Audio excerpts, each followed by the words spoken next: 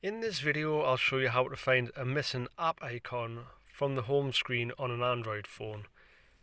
So if you have a particular app that you like using and you've no longer got the app icon there, I'll show you how to get it back on the home screen. Now just check through your pages to make sure it hasn't been moved onto another page. If you've confirmed it's no longer there, swipe up to reveal all the apps you have on your phone.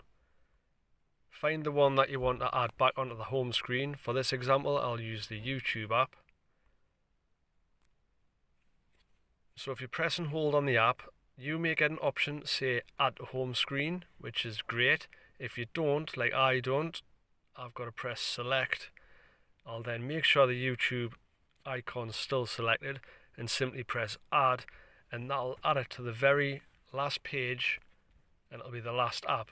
So to then move it to the home page, if I press and hold and start dragging it through the pages, and there you can see it is now on the home screen. And that is how we find the missing app icons on an Android phone.